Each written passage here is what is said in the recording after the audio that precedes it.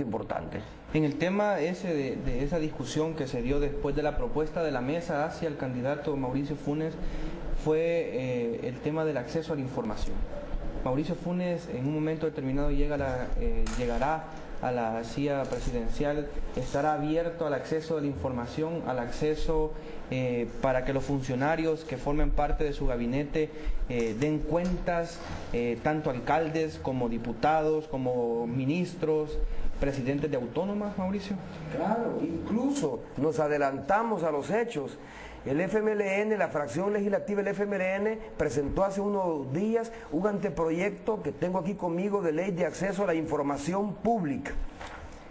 Y aquí está claramente establecido los objetivos, los sujetos de la ley, los principios sobre los cuales nos estamos apoyando para garantizar que la información que debe ser del dominio público sea accesible a la población. Y aquí se plantea claramente principio de acceso público, principio de protección de datos personales, principio de máxima publicidad. Toda información que emana de la administración del Estado es de carácter público, por lo cual este deberá garantizar una organización interna que sistematice la información para brindar acceso a la ciudadanía y también para su divulgación a través de los distintos medios de comunicación social y de internet, y que no pase lo que está pasando en estos momentos, que los funcionarios discrecionalmente deciden sobre qué informan y sobre qué no. Por ejemplo, hace poco acaba de publicar el periódico digital El Faro en su página web faro.net un artículo interesante sobre el aumento de la pobreza que lo tenía ocultado el Ministerio de Economía.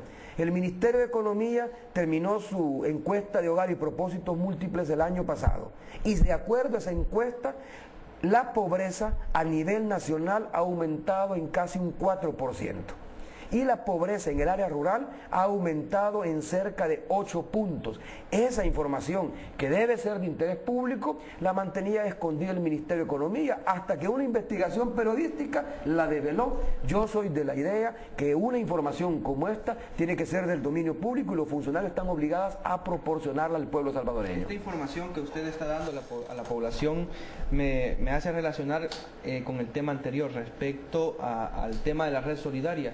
Le decía ese informe del Ministerio de Economía que nos han dado a conocer que en la zona rural ha aumentado el 8% y muchos de los lugares, muchos municipios, sobre todo en la zona rural, cuentan con red solidaria. Quiere decir que está pasando algo, que no está llegando los beneficios necesarios. Red solidaria es necesaria, pero no es suficiente. Incluso, red solidaria no es un proyecto que se lo haya inventado este gobierno. Hay experiencias de transferencias monetarias directas junto con proyectos de inversión social en las comunidades de mayores pobreza, en Chile, en Brasil, en México, que son las que este gobierno debió de estudiar para crear el programa Red Solidaria. En Brasil, por ejemplo, el programa de transferencias monetarias fue limitado y llegaron a la conclusión que lo tenían que ampliar de los municipios pobres de las zonas rurales a los municipios pobres urbanos y a las zonas más pobres de áreas urbanas aparentemente ricas, pero que tienen zonas de mayor vulnerabilidad, de extrema vulnerabilidad social y económica. Eso es lo que está pasando con Red Solidaria. Nosotros estamos de acuerdo en que Red Solidaria se mantenga, pero tiene que ampliarse. No solo el monto de las transferencias a los grupos familiares, sino que también la cantidad de municipios que se vean favorecidos con esto, y no solo concentrarse en los municipios pobres de las zonas rurales, sino que también ampliarse a municipios pobres urbanos que tienen que ser debidamente atendidos por el Estado. Además, la crisis alimentaria que está atravesando el pueblo salvadoreño por el desmontaje de la producción agroalimentaria que llevó a cabo este gobierno nos obliga a llevar a cabo desde ya programas inmediatos de subsidios en alimentos a las familias pobres del país. Lo dice el PNUD, lo ha advertido Fusades, la pobreza en el campo ha aumentado cerca de 8 puntos. ¿Por qué?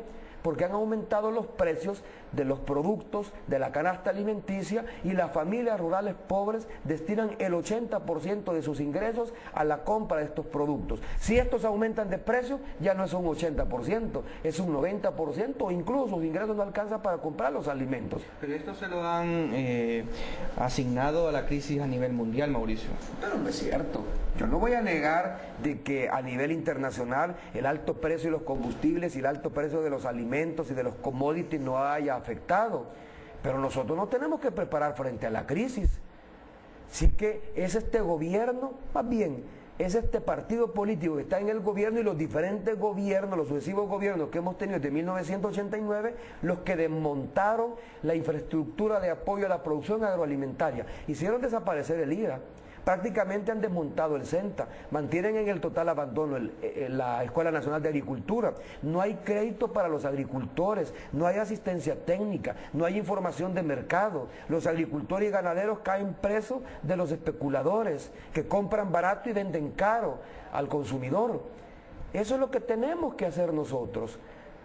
Garantizar la recuperación del tejido productivo nacional, volviendo rentable a la agricultura y a la ganadería. Ustedes recordarán, y aquí sobre todo Usulután, que la zona oriental del país y particularmente Usulután era conocido como el granero del país, porque aquí se producían los granos básicos que el pueblo consume. Ahora, ¿dónde los producimos? No los producimos localmente, se los compramos a Honduras, a Nicaragua, a precios mucho más elevados que si los produjéramos localmente. Si los produjéramos localmente, no solo los podíamos producir a un precio que permitiera su acceso al pueblo consumidor, sino que garantizaríamos rentabilidad en los productores, con lo cual generaríamos empleo y reduciríamos la pobreza en el campo. En el caso de prepararse económicamente o fortalecer las áreas productivas del país, y en el tema del endeudamiento también, me gustaría saber cuál es la posición de Mauricio Funes y del FMLN, por supuesto, con respecto a esa negociación legislativa que se está dando en nuestra Asamblea Legislativa, valga la redundancia, respecto a la renegociación de la deuda. Para bajar la carga fiscal. Exactamente, y que se puede enfrentar en un momento determinado ustedes a llegar al gobierno. El gobierno que gane las próximas elecciones o el partido que gane las próximas elecciones enfrentará similar desafío. ¿Y cuál es el desafío que vamos a enfrentar? Vamos a heredar una carga fiscal que va a reducir nuestros márgenes de maniobra como gobierno y no nos va a permitir contar con recursos para invertirlos en programas de ayuda social. ¿Qué tenemos que hacer? Un acuerdo político en la Asamblea Legislativa, en esta legislatura, para renegociar la deuda. Tenemos información que instituciones internacionales como el Banco Mundial, el Fondo Monetario Internacional y el BID están dispuestos a liberar recursos que rondan los 900 millones de dólares para bajarle carga a la deuda de este gobierno, de modo tal de que este gobierno le herede al próximo una menor carga fiscal y tengamos como gobierno márgenes de maniobra mayores para contar con recursos que podamos destinarlos al desarrollo social. La bancada legislativa del FMLN está dispuesta a dar los votos para la aprobación de esos préstamos que garanticen la renegociación de la deuda. Lo que pasa es que no puede ser un cheque en blanco. Sin embargo, tiene que negociarse las condiciones políticas en que se va a suscribir ese compromiso. Sin embargo, el candidato a la presidencia lo está utilizando esto como campaña electoral. Bueno, es que lo que pasa es que no solo el candidato a la presidencia, el gran problema de este gobierno, y eso me duele mucho, es que este gobierno, en lugar de gobernar, está haciendo campaña política. Yo no veo una propuesta del gobierno para hacerle frente al problema del alto precio de los productos alimenticios, de los productos de la canasta básica.